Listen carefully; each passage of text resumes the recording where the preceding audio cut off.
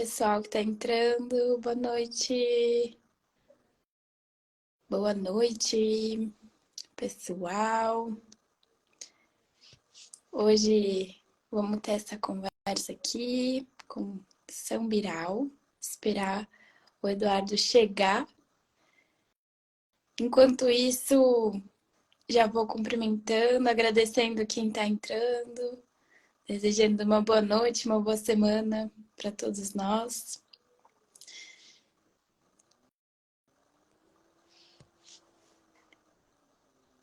Oi, oi, Paula. Oi, Thali.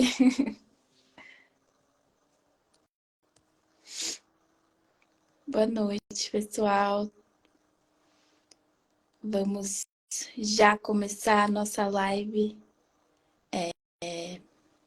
com o pessoal do Sambiral, com o Eduardo do Sambiral.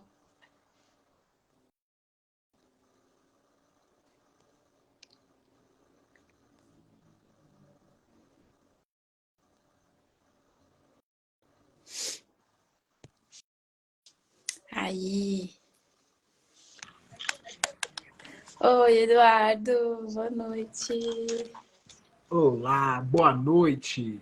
Tudo bom com você? Opa, caiu. Vamos conectar de novo.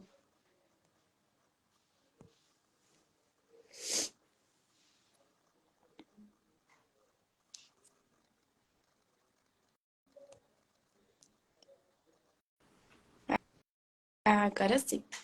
Tá me Agora ouvindo? foi. Certo? Estou ouvindo, estou ouvindo. Ai, que bom. Bom, boa noite, pessoal que está chegando agora. A gente está começando aqui a nossa live entre batuques e gingados, uma conversa sobre samba, hip hop e a negritude na pós-modernidade com o Eduardo Dialético, que faz parte aí da direção do Sambiral, que é um grupo aqui de São Paulo. E com essa live, né, já o nome já diz muito. A gente vai falar, discutir sobre a influência do samba, do hip hop e esse debate sobre a negritude dentro da metodologia de criação do sambiral e o como isso impacta a nossa produção cultural, impacta a sociedade como um todo, né? Então, Eduardo, por favor, conta pra gente quem é você, de onde você vem, qual que é a sua relação com a dança. Apresente-se, por favor. E ele travou.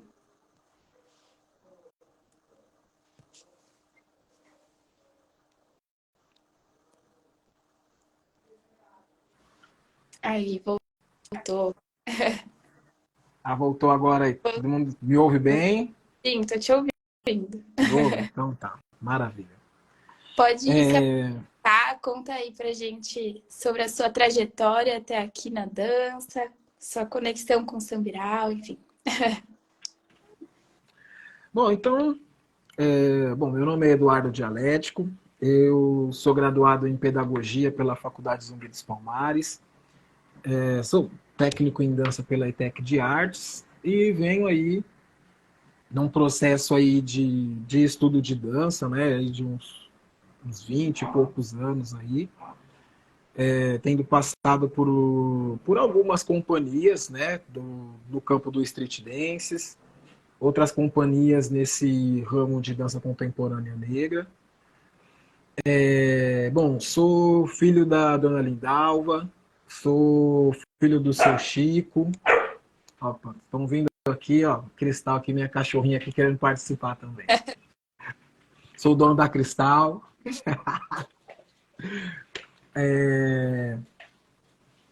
Bom, sou pai da Isabela, companheiro da Jade. E é muito importante, assim, citar os meus familiares nisso tudo, porque eles são um importante ingrediente do estudo que eu faço, de como eu vivo, né? Então, eles super fazem parte, né, da minha vida, assim, de maneira geral. Então, em síntese, esse sou eu. Ah, legal. E, bom, se você já puder aí já introduzir, falar um pouco sobre o sambiral, a sua relação com o Sambiral, contar um pouco a história, a trajetória do grupo, né? Certo. Então, o Sambiral é um grupo novo. É um grupo que a gente está reunido aí em pesquisas, acho que em torno de 1 ano e meio, né? A gente mergulhou em procedimentos e saiu o primeiro trabalho IA. Mas, no entanto, assim, o grupo é novo, mas as pessoas que compõem já são pessoas que têm já uma caminhada aí de um tempo, né? Bom, eu falei sobre mim, né? Tem a Jade, que super está aí nesse movimento da produção cultural comunitária, periférica, já há décadas aí também. Tem o Rômulo, né? Um grande trompetista aí da música instrumental, que está também aí há algumas décadas, né? Nesse estudo do jazz e a encruzilhada disso com a cotidianidade negra.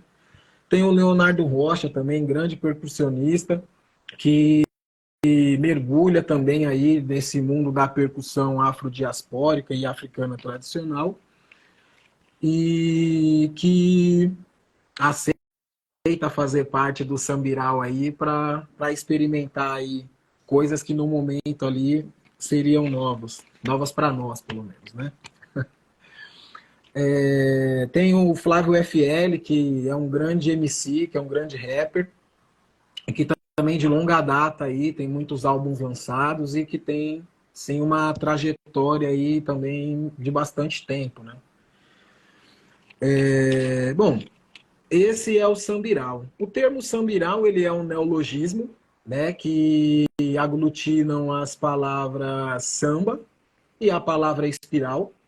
A palavra samba, de acordo com o Ney Lopes, né, ela é entendida como não como música, né, mas ela é entendida enquanto dança. Segundo o Ney Lopes, o termo samba, mais ou menos ali em 1988, ele era entendido enquanto dança de preto, né? Uma dança que acontecia em roda, que era normalmente utilizada com os pés, né? E sempre tendo ali como um pano de fundo sonoro e instrumental o batuque, né? Uma batucada e tudo. Mas é isso, né? É dança. Né? O termo samba ele tem a ver com dança. Em numa perspectiva banto, teriam outras leituras interessantes também, mas vamos deixar para daqui a pouco, senão a gente fica muito num ponto só. Acho que não é aí também.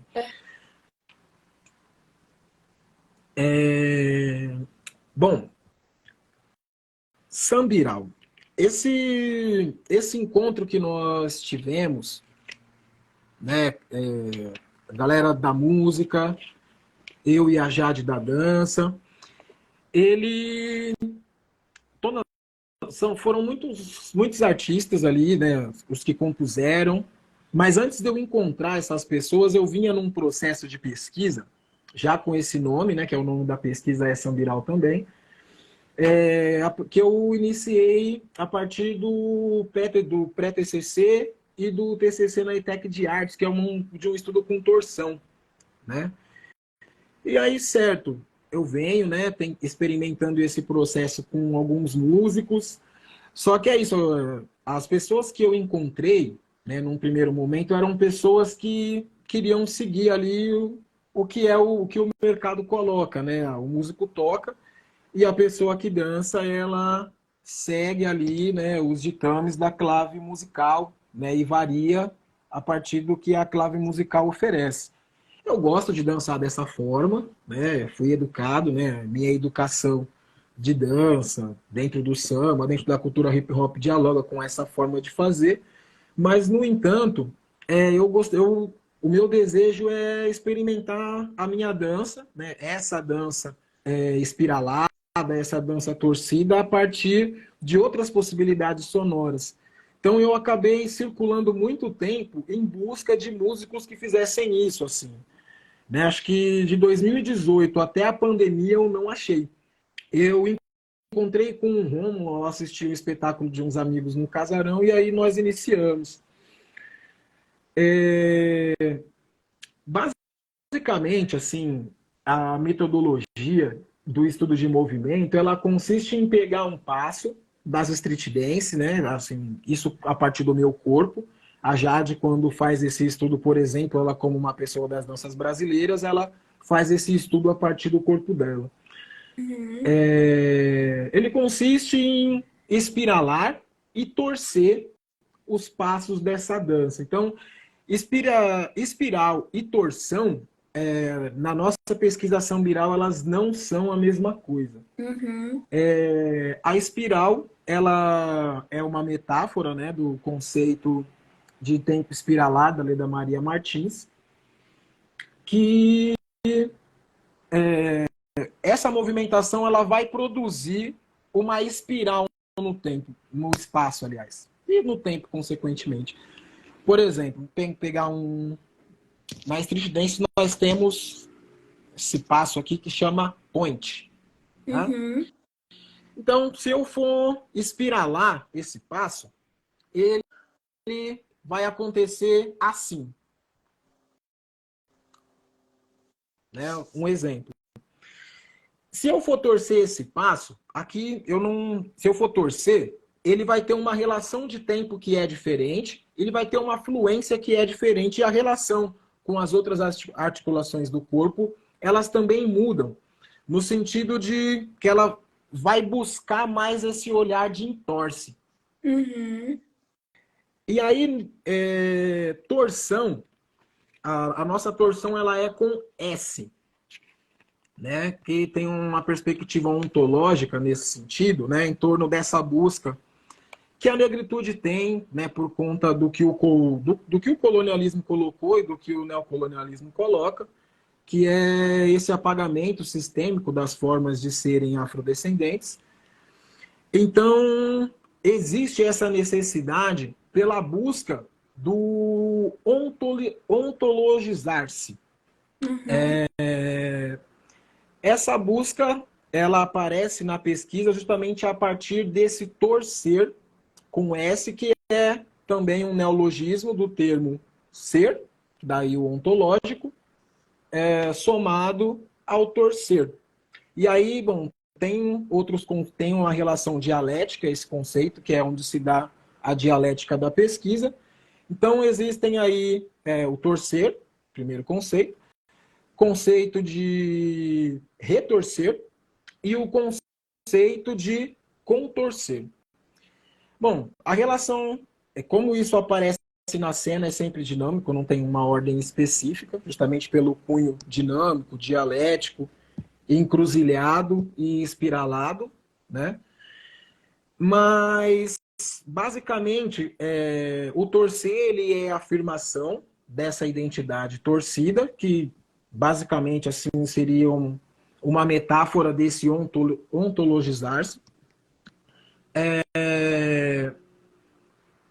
O retorcer, ele tem a ver com esse movimento afrodiaspórico e também tem a ver com como se dá a produção de conhecimento na cultura tradicional africana e também como se dá a afrodiáspora se reinventando para não ser esquecida, né? Uhum. E também no sentido desse retorno para a África por conta dessa pancada colonial. E o contorcer, ele é a dor, né? Então, é isso. E aí, bom, tem uma série de movimentos, de procedimentos, aliás, que vão produzir esse corpo. E essa relação dialética, ela, para que a dança aconteça, tanto nos procedimentos em relação às espirais, como em relação ao torcer, a relação com a música ela é importante, Uhum. né? Então, bom, às vezes não tem música também, né? É.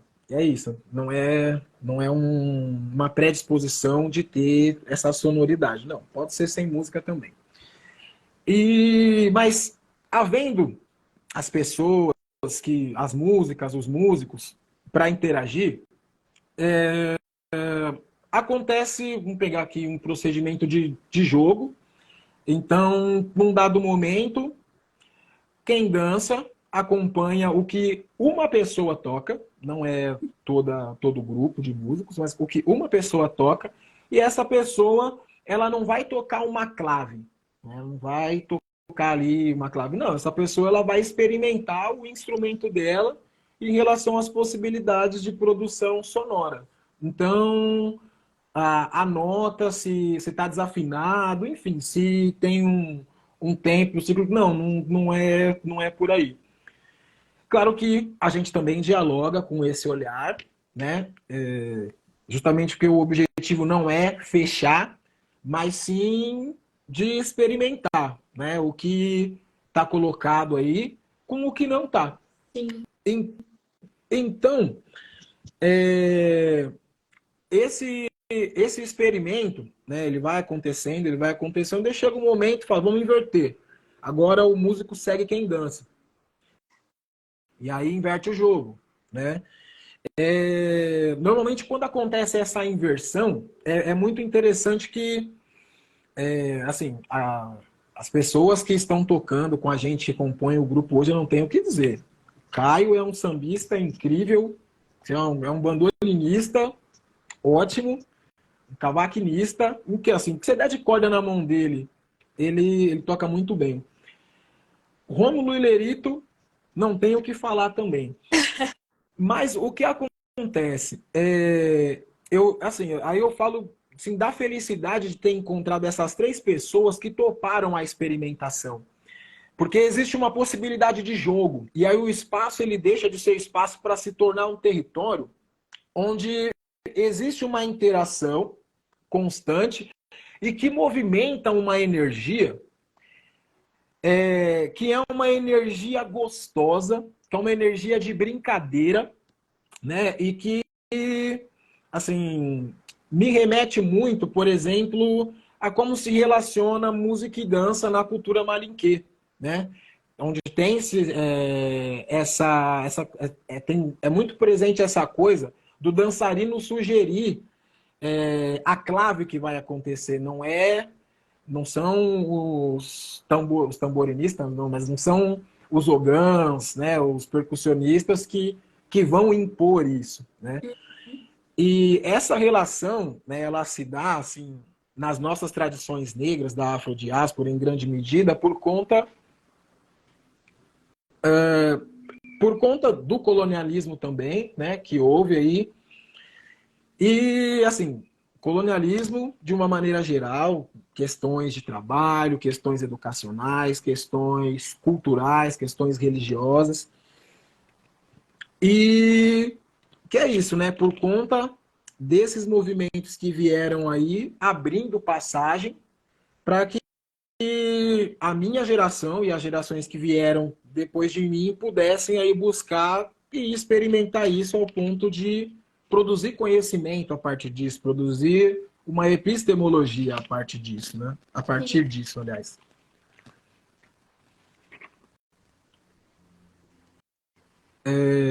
Bom, esse momento eu acho que é bem por aqui. Eu quis dar destaque aqui a esses elementos que, embora assim, tenham cunhos de procedimento, mas eles são elementos que nós utilizamos na construção artística. E aí, bom, eu não estou entrando aqui em relação ao olhar de poéticas, ao olhar cênico, mas aqui, em grande medida, é possível sim identificar essa metodologia sambiral, que, assim, existe uma relação dialética, encruzilhada e espiralar entre música e dança, mas não só, que eu não falei tanto, né, mas é importante ressaltar que existe uma relação com a produção de arte visual, né? Legal. Uhum. Eu tive o meu advento na cultura hip hop por meio do grafite. E, bom, sou um grafiteiro de domingos, né? Então a gente reúne com os amigos, a gente pinta uma coisinha aqui, e assim vai, né? Que legal. E a arte visual, né, a partir do que a Leda Maria Martins sugere, né, no texto dela em relação às performances espiralares, essa pintura, né? No IA, por exemplo, eu ensino a pintura, ela, o corpo ele está pintado de espirais, né? E essas espirais, elas me remetem a um período meu passado. Essas espirais que são desenhadas no meu corpo, elas são a estética de grafite que eu fiz em meados de 2005 até 2008, assim, né? Chego nessa estética a partir da psicodelia. Psicodelia é um movimento que eu me identifiquei durante muito tempo, assim, descobri no ensino médio e comecei ali, obviamente, a partir do Planet Hemp, né? Não sei se a galera que tá aí ouviu o Planet e tal, mas o Planet era fantástico, eu sou muito fã até hoje do Planet, tenho que dizer. Então, rap, rock, rua, psicodelia, hardcore e raga. E eu não sabia o que era psicodelia. E aí perguntei para uma professora de artes e vem para mim, né, essa ideia, falou, olha, isso aqui é legal. E aí eu não sabia que né, esses desenhos eles eram espirais, eu não entendi, não os entendia dessa forma. Para mim, eu chamava de roda-moinho, né, Aham. por conta do Saci e tal. E eu via aquilo como um portal. Portal para um mundo de ideias, talvez, para um lugar onde eu pudesse colocar as minhas ideias, né, pudesse fugir do mundo, coisas assim. Uhum. Então, essa relação da pintura, né, nós estamos num processo criativo de um novo trabalho, né? E nós não sabemos se essa pintura ela vai vir no corpo, fazemos ideias de como vai vir, mas nós entendemos que a arte visual ela é tão importante quanto a música para compor o processo de dança, né? Ela não pode estar destoada. Uhum. E aí, enfim, de maneira geral, né, são esses os elementos aí de construção artísticas, né, basilares aí na nossa pesquisa. Que legal. A cultura do hip hop tem essa conexão, né, entre artes visuais, música, dança, nessa uma coisa não se separa com a outra, né? Isso que compõe um pouco a cultura do hip hop, né? E acho que é interessante que vocês ainda trazem um elemento que é o samba, que também tem o encontro corpo-música, né? Existe também uma estética própria do samba. E é legal ver como vocês usam isso como um ponto de pesquisa, né? De impulso de criação, né? E queria que você contasse um pouquinho assim, como vocês chegaram nesses lugares, vem a partir da história de vocês. Você acabou de falar, né, que você já tem essa conexão com grafite, foi dançar e fez essa ligação e tal. Queria saber como vocês chegaram no samba, como vocês chegaram no hip hop e falaram, vamos juntar essas coisas e vamos criar, por exemplo, o IA, que é um espetáculo que vocês estão apresentando agora, né? Então, se puder falar um pouquinho. Sim. Então, o samba ele sempre teve na minha vida, assim, né? O samba ele no tangente à memória, o samba ele é a minha família, basicamente. Se eu falar do Cartola, eu lembro dos meus avós. Se eu falar de um Bezerra da Silva, eu lembro do meu pai. Clementina de Jesus, minha avó. Se eu vou falar de Leci Brandão, Bete de Carvalhos, minhas tias, minha mãe, né? Agora, por exemplo, se eu for falar, sei lá, de uma coisa mais recente, Ferrugem, né? Toda essa galera que tá aqui, eu gosto também, né? Não acho que o melhor tá lá atrás, eu escuto. Gosto muito do Mumuzinho. Essa, esse processual, esse histórico dessas estéticas da música samba, né? Vamos separar isso, que samba não é só música, mas da música samba, tem uma relação histórica assim da minha família que me apega a momentos, né? O meu pai, ele é mineiro, mas ele viveu muito tempo no Rio de Janeiro.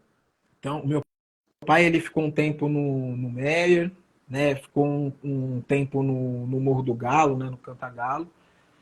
E aí, ele tem... Meu pai é um cara que ele ama a parte do alto. Ele é um fanzaço do Zeca. Ama o Zeca Pagodinho.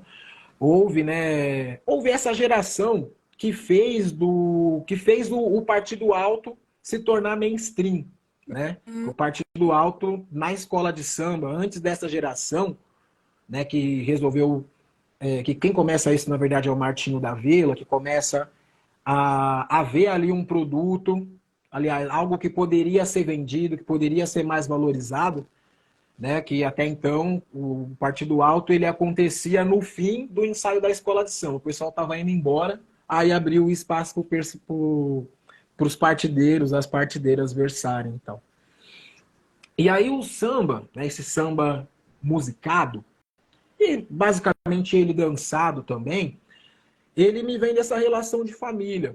Então, bom, eu não sou um tocador exímio de percussão, mas eu aprendi a tocar percussão com a minha família. Eu aprendi a sambar com a minha família, né? Eu aprendi a dançar samba rock com a minha família, né? Então, o gosto por samba tá ali, né? Minha família tem mestre salas, porta-bandeiras, tem cavaquinista, então é muito samba, né? Se eu for pensar isso assim, esse samba, ele tava dentro de casa, né? E a cultura hip hop ela tava na rua. Então, esse contato artístico, ele sempre estava presente. Então, pô, vamos jogar uma bola. Pô, a gente ia ouvindo um Sistema Negro, a gente ia ouvindo Consciência Humana, porque não tinha só Racionais, que é uma Sim. coisa que a gente ouve muito. Não, Racionais é incrível. Mas antigamente, pô, eu ouvia Racionais, mas eu ouvia muitos outros grupos também que compunham essa cena que falava muito, né, sobre esse olhar crítico em relação ao mundo periférico, né? Eu acho que é isso. Eu consegui responder sua pergunta? Sim, sim. Tá. E acho que esses elementos acabam chegando para a criação, né, do espetáculo, das obras do grupo, né? E aí eu gostaria de ouvir um pouquinho sobre como isso chega na parte estética mesmo do grupo, assim, né? Do como que você pega esses elementos que existem, né, dessas manifestações, das matrizes dessas manifestações e leva para a cena, né? Como que se dá essa organização? Vocês se encontram e essa parte é mais colaborativa? Você chega com a ideia e chega na experimentação com o grupo? Como que isso acontece? São as duas coisas. Então, algumas coisas, por exemplo, pensar o processo de percussão, né, do IA. Inclusive, ó, a galera que tá aí que não assistiu o IA, ó, vamos ver, ó, vamos assistir, ok, ó. Vale, né? Aquele momento merchandising. Tá? Tem que ter. Tem que ter, né? É, Então, é, o nosso processo, ele consistiu em, metodologicamente, sim, em muitos momentos eu falei, meu, eu acho que esse caminho aqui para a gente conseguir manter essa estética de samba, porque ela é importante para nós, essa estética de samba, né? Não que a de hip hop não seja, mas a de samba ela é muito importante, né? Justamente pelo fato de conseguir chegar em alguns lugares mesmo, estética metodologicamente em relação ao processo de construção. Mas muita coisa, eu cheguei para a galera e falei, gente, olha, eu preciso de uma coisa mais ou menos assim. E aí, bom, eu quero ver aí como é que é para vocês, se vocês puderem trazer, né? E aí, bom, inicialmente eu começo esse processo com o Lerito e o Rômulo, que, meu, eu admiro muito, assim, mas admiro muito mesmo. Meu, os caras são incríveis. Os caras são incríveis. O Lerito, ele começou, né, ali, tocava um rebolo e tal. E aí eu tô vendo, só vendo o Lerito, ele explorando ali as possibilidades sonoras, né, do rebolo e tal, um dos instrumentos que dão o grave, né, que dão ali a pulsação 2x4 do samba. E ele explorando tudo, assim, né? Tentando tirar som até das partes que não são tradicionalmente tocáveis. Né? O Lerito é incrível. Ou, aliás, o Leonardo Rocha, né? Que também é o Lerito, é incrível. E aí, o que eu vejo assim no processo, né? Esses dois, eles, nas devolutivas que eles traziam, eles me davam muita liberdade em relação a escutar a minha movimentação e a da Jade. Né? Eles não vinham com uma coisa pronta. Ah, eu trouxe isso, mas eu vi que você fez uma movimentação, então eu acho que é possível talvez vir por esse caminho. Opa, vamos experimentar. Então, é justamente nesse lugar dialógico mesmo, né? Como, por exemplo, quando o Caio começou a realizar os procedimentos conosco, ele inicialmente estava muito ainda nessa coisa da clave definida, mas aí conforme ele passou a realizar os procedimentos, foi entendendo ali qual que era o jogo que estava acontecendo, foi outro também. E interessante que tanto com o meu corpo de dança quanto com o corpo de dança da Jade, acontece essa relação dialógica, né? E, ah, é nesse lugar, né? Porque essa estética experimental, né? Aliás, da música experimental e da nossa dança, que é experimental também, eu acho que é mais difícil seguir só um caminho. Uhum. Porque eu, pelo menos, eu fico num lugar que é um lugar de, meu, mas como que ia ser? Que resultado ia dar aquilo ali? Não, vamos fazer para ver. E aí é isso, né? Acho que é melhor experimentar do que ficar num e se. É mais ou menos isso aí. Que legal. E dentro dessa proposta de vocês, existe esse debate sobre a negritude, né? Que você fala da pós-modernidade. E eu gostaria de saber, assim, lógico que o samba, ele tem essa origem negra, o hip hop também tem essa origem. E aí gostaria que você contasse pra gente um pouquinho sobre esse conceito de negritude na pós-modernidade que vocês trazem dentro do trabalho também, através dessas linguagens, né? E da linguagem da dança. Tá. Ó, o conceito de negritude, nós não tratamos, assim, automaticamente a gente trata ele na pós-modernidade. Mas o conceito de negritude que nós tratamos, né, que nós tentamos elaborar nas poéticas, ele é um conceito de negritude de um teórico, né, francês chamado Aimé Césaire, né? E nesse contexto, nesse período aí, trouxe até um manifesto dele, de 1941, que estou falando isso só para salientar sobre a pós-modernidade. Para nós, a pós-modernidade ela se inicia num pós-guerra, Uhum. né? E talvez, né, tem pessoas que vão dizer isso, a partir do momento em que os Estados Unidos eles se colocam enquanto essa nação hegemônica aí. Enfim, tem esses dois olhares aí. Não sou tão cabeçudo a esse ponto, mas tem a galera que fala sobre isso. E aí, esse conceito de negritude, ele antecede isso, né? Esse conceito ele é importante, ao nosso ver, porque esse conceito ele influenciou, por exemplo, o processo libertário, né, das nações que se libertaram do colonialismo, né, em África. Tem muita influência desse movimento no processo dos direitos civis, da luta pelos direitos civis, né? Tem uma influência muito grande, né, no movimento negro nosso aqui, né? Se a gente, sei lá, eu tenho como referência literária é muito um referencial dos cadernos negros, né?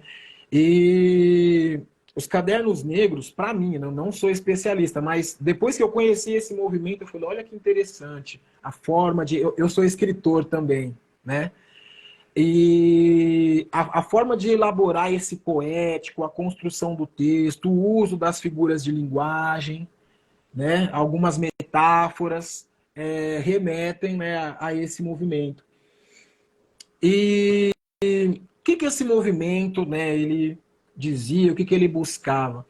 Até então, o que se tinha, né, eram pessoas negras, né, o contexto do Aimee ali, que andavam de modo cabisbaixo, né? Se a gente pensar num Brasil, né, antes da pandemia, eu tive a oportunidade de participar de uma formação com pessoas antigas do movimento negro, né? Pessoas antigas mesmo. Assim, tinha uma senhora que tinha 80 anos falando sobre. E ela dizia que o objetivo deles, ali no momento então, era fazer com que uma pessoa negra conseguisse olhar para uma pessoa branca de cabeça erguida. Então, olha o objetivo, né? Uma pessoa desavisada historicamente olha para um objetivo desse e fala, mas só isso? Como assim? Mas é isso. Fazendo uma leitura de contexto do que era o Brasil e o mundo racialmente nesses anos, é possível entender por que a meta era essa, né? E, e essa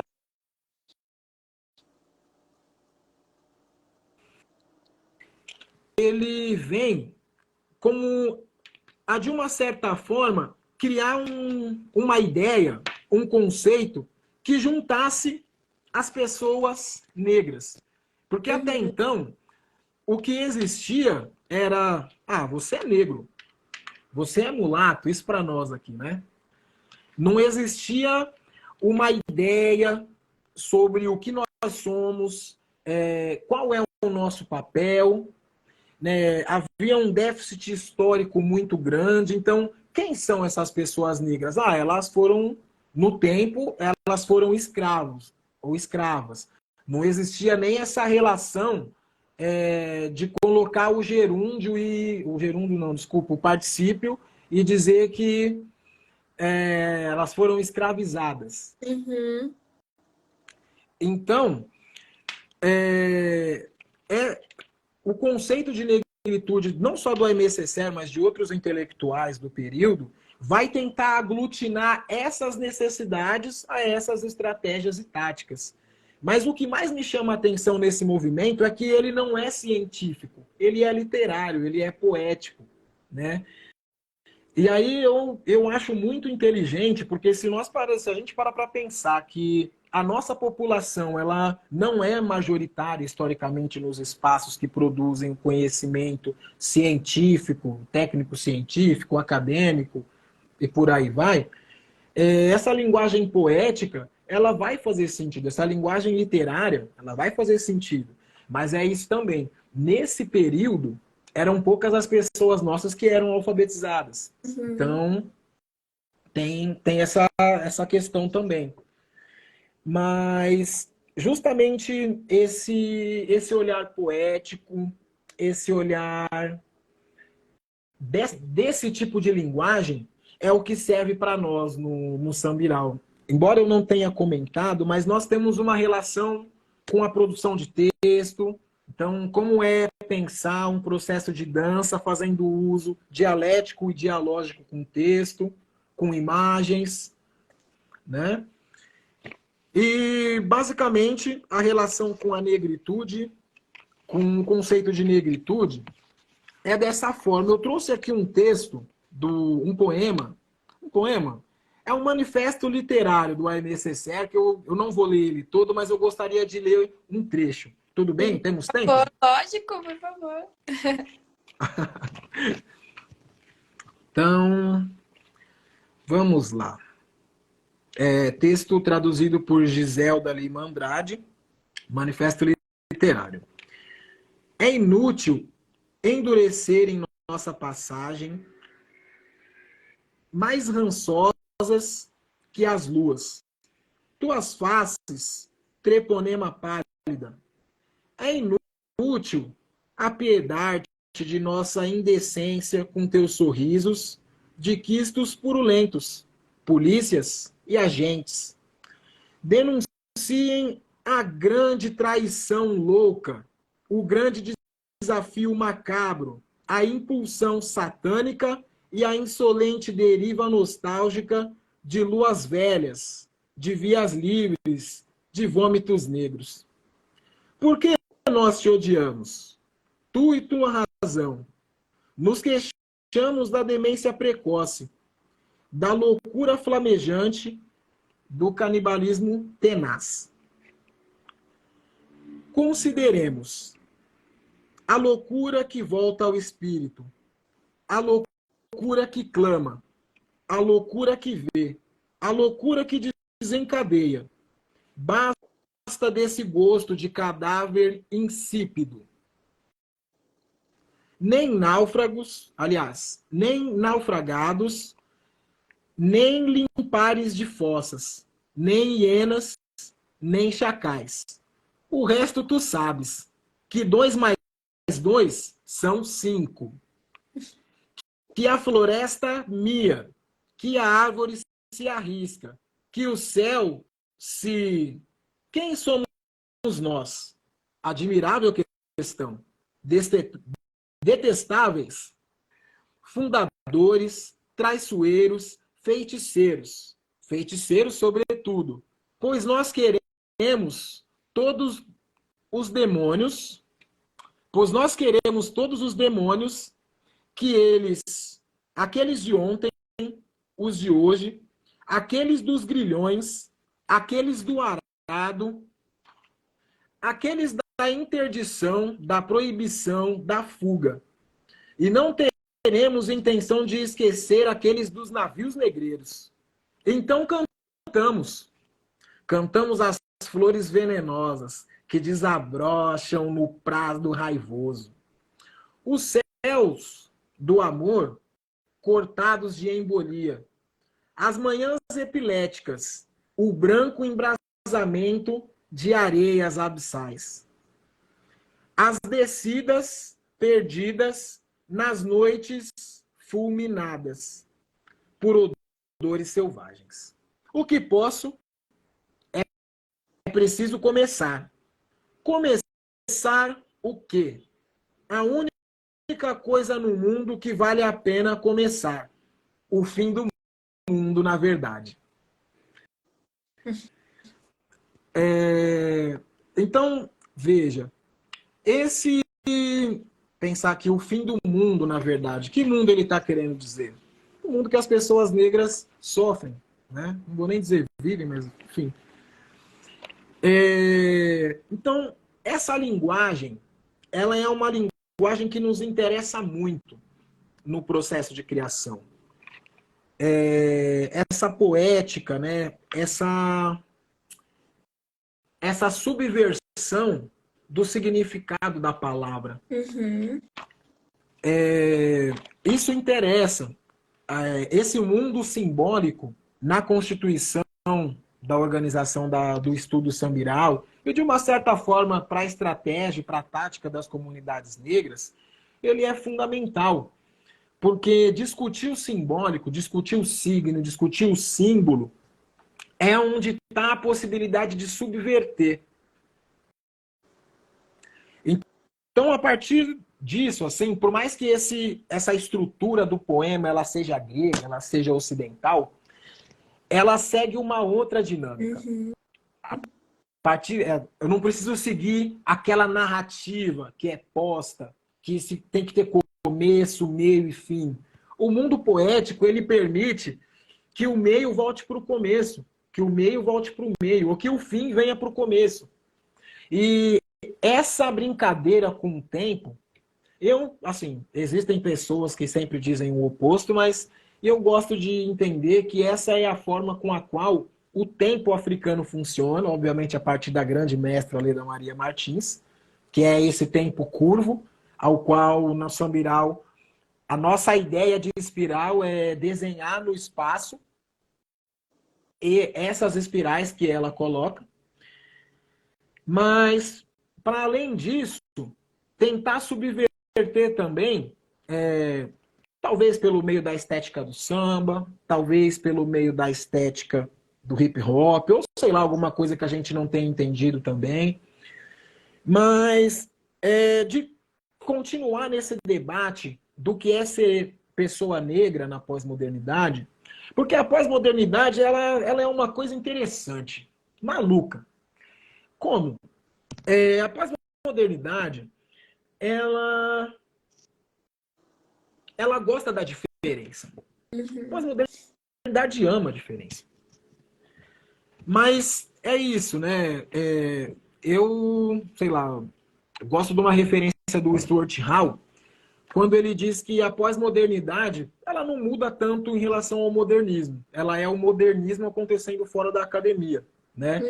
Então, por exemplo, se eu paro para pensar que está acontecendo um sambiral, que está acontecendo um euê, se tem um fragmento urbano, se tem, enfim, se tem toda essa comunidade negra que produz esse trabalho na dança, tem a ver com essa aceitação dessas diferenças, né?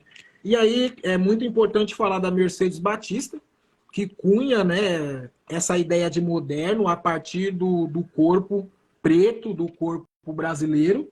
Muito importante falar nela, porque se a gente está fazendo isso aqui é porque ela fez antes. Se ela não tivesse feito, não sei se teriam feito depois dela, mas estaríamos em um contexto diferente. Então, estou falando aqui em relação a esses aspectos positivos, né? Mas a pós-modernidade ela faz parte de um sistema, ela flerta, ou beija, ou é casada, não sei, com um sistema neoliberal. Então, nós estamos falando de capitalismo, e o capitalismo ele só aceita a diferença a partir do vil metal. Logo, por mais que nós tenhamos muitas pesquisas negras acontecendo, que nós tenhamos muita epistemologia negra sendo revista, sendo refeita, muitas epistemologias negras novas, né? Dentro da imensa diversidade do que é ser pessoa negra, em relação à sexualidade, em relação a gênero, enfim, em relação às infâncias, em relação ao etarismo, enfim. Mas nós ainda vivemos num mundo em que nos partos são as mulheres negras que morrem mais. E nós estamos na modernidade, aliás, na pós-modernidade. Essa pós-modernidade ela é ambígua, porque ela dá um doce, o doce açúcar mesmo, aquele que vicia.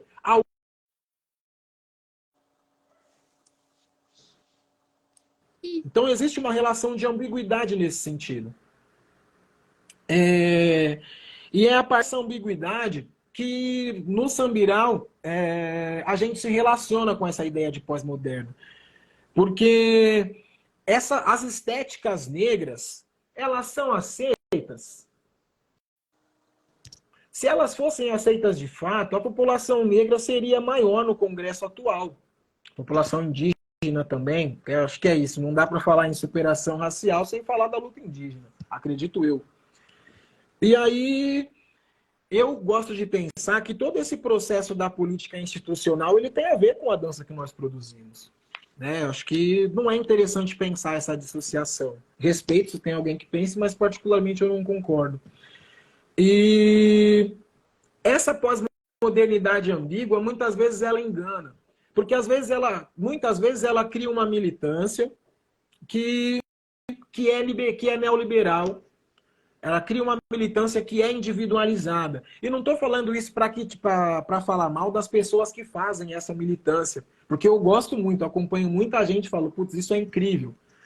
Mas talvez, se houvesse uma possibilidade que o neoliberalismo nos tira de aglutinar de fato, talvez isso tivesse mais potência. Estou especulando. Não sou sociólogo, sou pedagogo, mas nós estamos no mundo, né? Então, nós temos aí o direito, pelo menos, de dar um pitaco aqui e outro acolá. Enquanto pessoa negra, eu olho para a pós-modernidade dessa maneira. O nosso. Nos últimos quase 10 anos, nós vimos emergir um conservadorismo que é nocivo a nós. Não só às pessoas negras, mas a tudo que não é clássico. E isso na pós-modernidade. Então, essa ambiguidade, ela é uma coisa louca, na minha opinião, e que ela precisa aparecer. Né? No IA, por exemplo, nós temos... Você tem uma cena em que é dedicada aí a essa ambiguidade, né? E, bom, não aparece pós-modernidade lá, mas corporeamente isso está dito lá e está posto, né? Tem algumas narrativas cênicas que questionam essa pós-modernidade, porque afinal lá no IA, embora seja uma homenagem, né, que eu faço em primeiro momento para minha mãe e para minha avó, também é uma homenagem para as mães pretas de periferia. E existem dores que a minha avó sentiu que eu vejo muitas mães negras sentindo hoje ainda. E nós estamos na pós-modernidade. Então, é nesse lugar, né, essa relação com esse mundo pós-moderno, somada também a essa ideia de negritude. Né? Mais ou menos por aí. Que legal. A gente passou aqui nessa conversa pelos pilares da prática corporal, né? Que vem do samba, do hip hop, dentro do sambiral. Agora você falou um pouco sobre esse conceito, né, de negritude e pós-modernidade que vocês trabalham.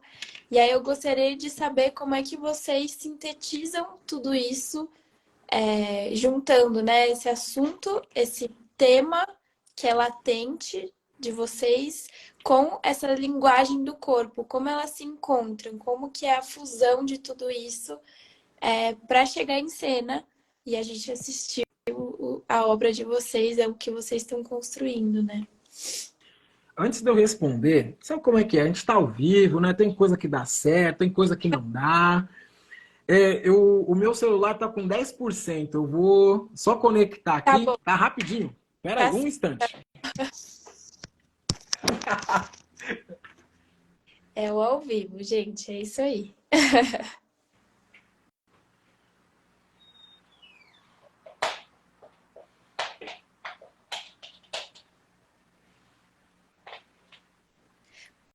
Vou aproveitar esse tempinho então, para dizer que o pessoal que quiser mandar alguma pergunta, tá? Que daqui a pouco a gente vai para o nosso encerramento e aí a gente pode ler as perguntas para o Eduardo responder. Então, quem quiser pode mandar tanto na caixinha, que tem aqui um balãozinho com ponto de interrogação, quanto aqui nos comentários. Manda sua pergunta para a gente responder, tá bom? Vai lá, Eduardo. Essa junção, né? Pensemos assim, né? Tem coisas. Bom, eu, enquanto artista, eu penso que tudo está sujeito a subjetividades. No entanto, nós não podemos negar que a objetividade ela existe. Né? Bom, como eu comentei, eu gosto de escrever, eu gosto, né, dessa coisa da língua escrita. E aí nós temos um conceito que a gente trabalha umas coisas que chama conodenotação. O que é a conodenotação? Na língua portuguesa tem o denotativo e tem o conotativo. Denotativo, o significado de dicionário das coisas, e o conotativo é onde está essa subjetividade, essa interpretação mais pessoal. Se a gente parar para pensar que uma pessoa negra no mundo, sobretudo se ela estiver na afrodiáspora, ela tem uma questão muito forte, obviamente, com um embranquecimento e com uma autoestima, aliás, uma baixa autoestima elevada. Então tem uma questão que ela é denotativa e por isso talvez objetiva aí. Ao colocar isso em cena, as formas de comunicar isso, como a pessoa se percebe nesse sentido, elas são muito pessoais. Como isso chega para cada pessoa. Então nós temos aí como a pessoa conota a experiência dela no mundo. Então, esse processo, né, com os procedimentos de conodenotação, que é o processo que ele junta, né, não tem uma outra palavra, mas é isso, esse processo que aglutina, gosto dessa palavra. Ele acontece por meio de procedimentos que a pessoa ela vai escrever sobre ela. É importante essa pessoa tentar descobrir sobre a família dela, porque afinal, eu tenho em mim a minha avó, eu tenho a avó da minha avó comigo. Ao mesmo tempo, no meu corpo, eu tenho o meu filho que eu ainda não tive. Está aqui no meu corpo. E tem eu aqui com as minhas experiências. Então eu tenho aglutinado passado, presente e futuro no meu corpo. Uhum. Nesse sentido, nessa relação temporal, é muito importante para nós esse olhar da ancestralidade, né? Esse olhar de ancestralidade negra, mas não uma ancestralidade negra que só está no passado, né? A ancestralidade para nós ela também é presente, né? A ancestralidade ela está agora, agora. Bom, eu sou guiado por Exu e por Ogum, então assim para mim eles estão aqui agora, eles também são ancestrais, para mim eles estão comigo aqui. Para mim a minha avó está comigo aqui também, agora em fevereiro, que não conseguiu assistir o IA neste plano, mas conforme algumas situações que ocorreram, né, nesse processo de circulação que nós fizemos, ficou muito claro para mim que ela assistiu. Então, esse processo do juntar, ele se dá ao mesmo tempo a partir de uma denotação e de uma conotação, que estão impregnadas de objetividade e de subjetividade. E isso, obviamente, de maneira encruzilhada e não apenas dialética, né? Então, entendamos ali encruzilhada enquanto um ponto de separações, um ponto de confluências, um ponto de hibridização, ponto de separação, de ruptura, né? E que vai produzir ali possibilidades que nos oferecem aí resultados, ideias sobre que podem ir para a cena ou não. Uhum. Que legal. É bastante coisa complexo. Queria saber se alguém aqui tem alguma pergunta para a gente passar para o Eduardo para ele responder. E Eduardo, eu queria pedir só uma coisinha para você tentar levantar um pouquinho a câmera que está cortando uma parte da sua cabeça. Só Levantar a câmera. pra... Melhorou aqui? Mais um pouco? Melhorou, melhorou. Desculpa. Só porque aí o pessoal consegue te ver melhor. Então, acho que é isso, né? Você falou agora do como isso chega em cena dentro dessa exploração desses conceitos, certo? E queria dizer que está sendo muito legal ouvir você falar. É um tema complexo, né? Todo esse movimento, né? Esses movimentos artísticos que vocês trazem são... Cada um tem suas especificidades e dialogam de alguma forma, né? Todos têm uma conexão e vocês estão trazendo essa conexão dentro do trabalho de vocês e isso é super impressionante de ver, da gente fortalecer. E nesse sentido do fortalecimento, eu queria te fazer essa pergunta, enquanto eu espero o pessoal que quiser se manifestar. É, como que vocês veem o trabalho de vocês dentro desse contexto social, assim, né?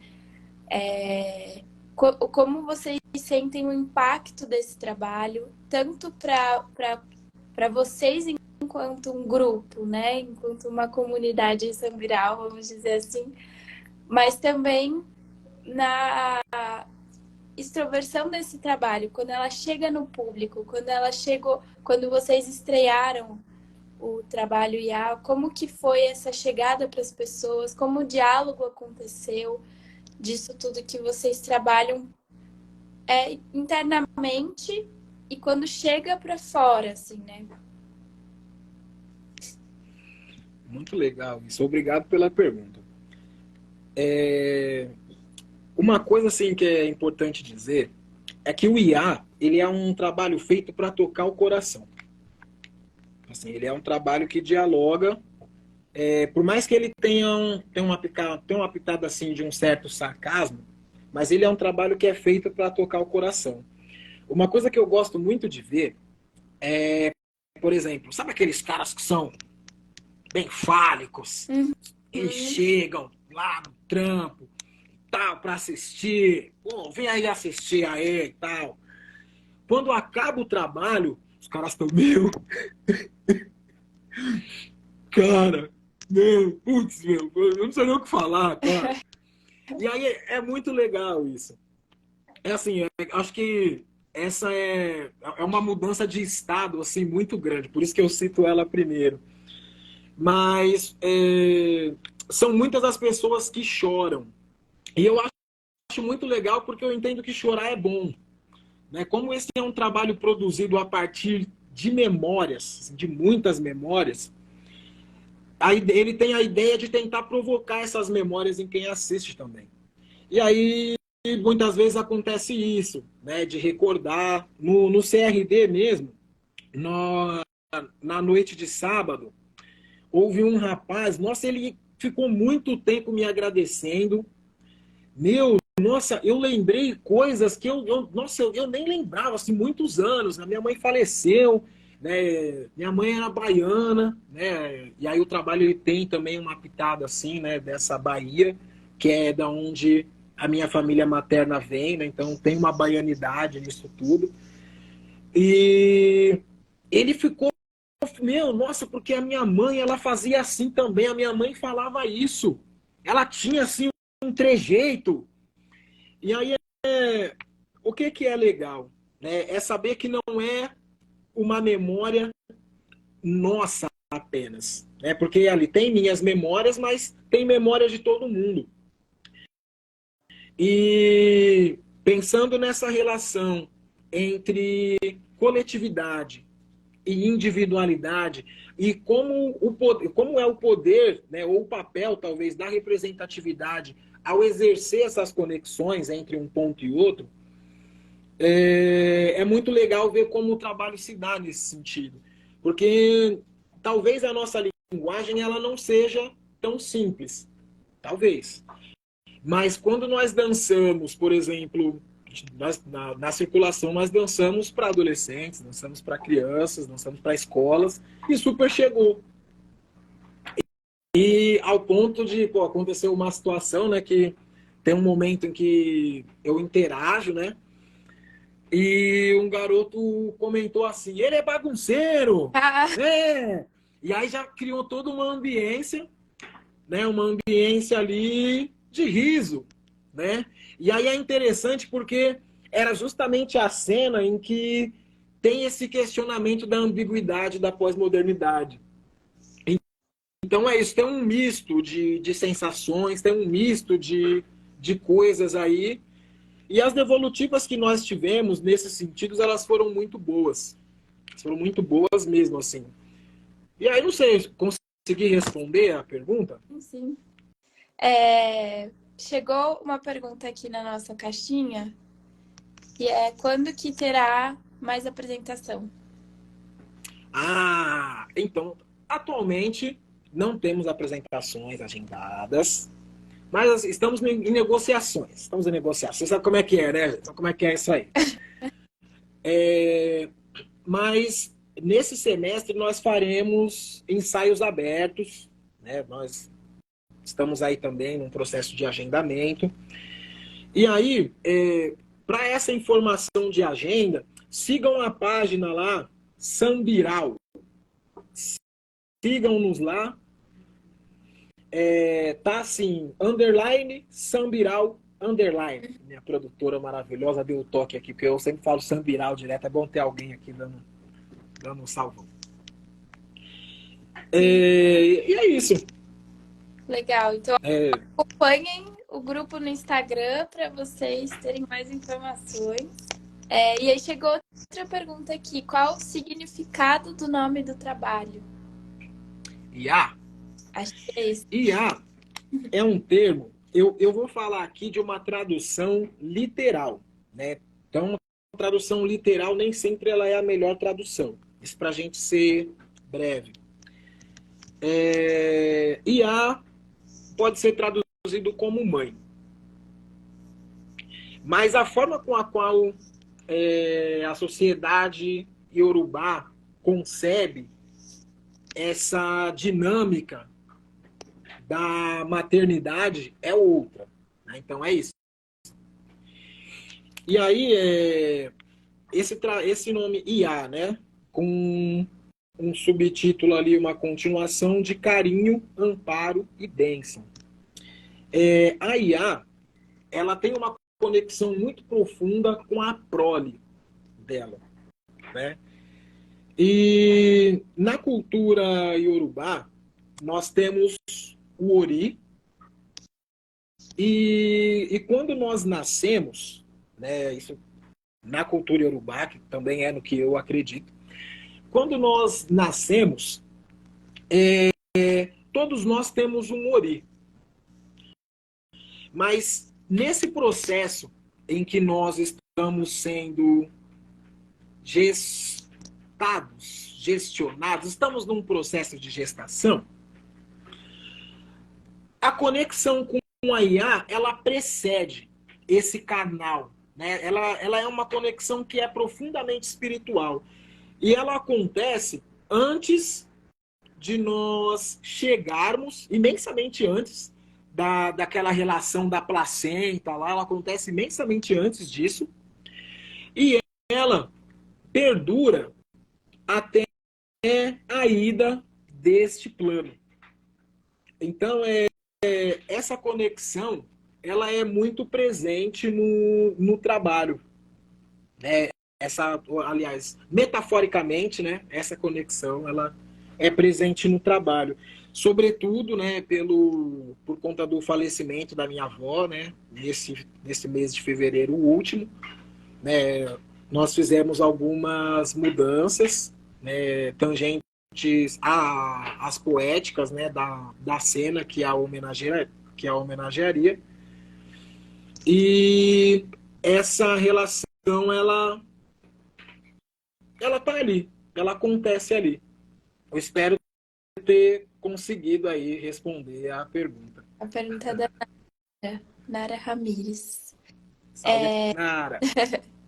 Nara falou que é baiana também. Bom, se ninguém mais tiver perguntas, gostaria que você falasse, se você tiver alguma consideração final para você dizer, se você sente que faltou alguma coisa para você falar agora. E também para você falar se tem como encontrar vocês em outros lugares também, né? Se vocês dão aula, se vocês estão aí em algum outro movimento em que vocês, para além da cena, né? Como encontrar vocês? Olha, eu leciono, né? É muito legal essa pergunta. Leciono, escrevo, inclusive tem até aqui um livrinho aqui, Dançando com o Edu, produto do processo de pesquisa sambiral também.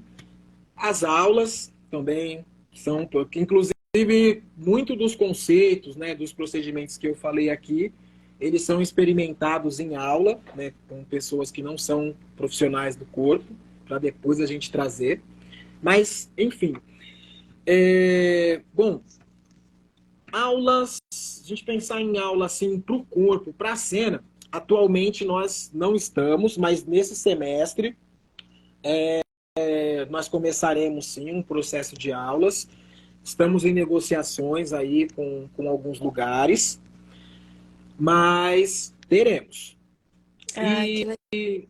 em relação às aulas, né, dessa confluência entre hip hop e os seus 4 elementos clássicos, o samba, né, com toda a sua universalidade, nas aulas eu faço muito usufruto, né, dessas atividades. Então, pô, aí nesse caso, segue lá Eduardo Dialético para saber lá das aulas, que sempre estou divulgando lá tudo, tá? Inclusive na Casa de Cultura do Parque São Rafael, às quintas-feiras estou com aulas. Então, aulas das 9 às 11 da manhã e das 2 às 4 da tarde. Se tiverem agenda, se tiver com essa facilidade geográfica, compareçam. Porque é isso, a pesquisa sambiral, ela está em tudo em que nós estamos. Que legal. O pessoal do Fragmento Urbano falou malandragem pura esse mano. Salve! Tamo aí, galera do Fragmento é massa, pô. Tamo junto, hein? Que você quer falar mais alguma coisa que você sente que precisa ser dita para a gente fechar aqui a nossa conversa? Foi muito legal. Já vou agradecer de primeira, que assim, para mim foi uma aula mesmo. Você percebeu que eu fiquei Obrigado. escutando muito, assim, porque realmente eu aprendi muito. E espero que as nossas parcerias continuem. Peraí, minha Cristal tá participando aqui, tá querendo fazer a pergunta dela, desculpe. Queria agradecer, então, esse momento. Espero que a nossa parceria seja continuada e desejo também que São Biral circule muito e que propague toda essa... que propague todo esse conhecimento, todo esse debate e que ele chegue para mais pessoas através do corpo, dessa exploração do tempo e espaço pelas espirais. Então, se você quiser falar alguma coisa para a gente fechar essa conversa, fica à vontade. Eu começo agradecendo também o Portal Mood, Núbia, pela parceria, pela troca. Eu gostaria de falar assim, gente, valorizemos nossas e os nossos ancestrais, vivos. Então, fechamos aqui, manda uma mensagem para sua mãe, se ela estiver nesse plano, manda uma mensagem para o seu pai, ou se você for mãe, um abraço no seu filho, se for pai, faz o mesmo. Uma das coisas que a pós-modernidade faz com a gente, faz parte, na minha opinião, de uma das ambiguidades dela, que é esse discurso de uma conexão que desconecta. Então todo mundo está conectado. Não, eu sou uma pessoa conectada, eu estou conectado, mas ao mesmo tempo não está, porque se você está conectado aqui, você não está aqui. E muitas vezes, eu falo porque eu tenho muitos colegas, amigos, que têm grandes números nas redes sociais, mas não tem grandes números aqui. Ó. E aí, acho que é importante o equilíbrio, né? Sabendo que equilíbrio é movimento, né? Equilíbrio não é estático.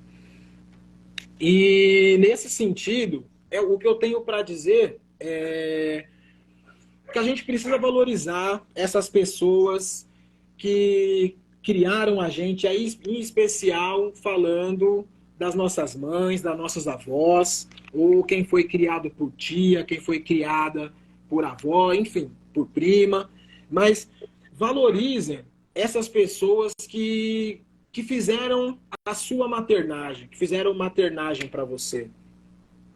Porque a maternagem ela é um processo que constrói a nossa concepção de eu.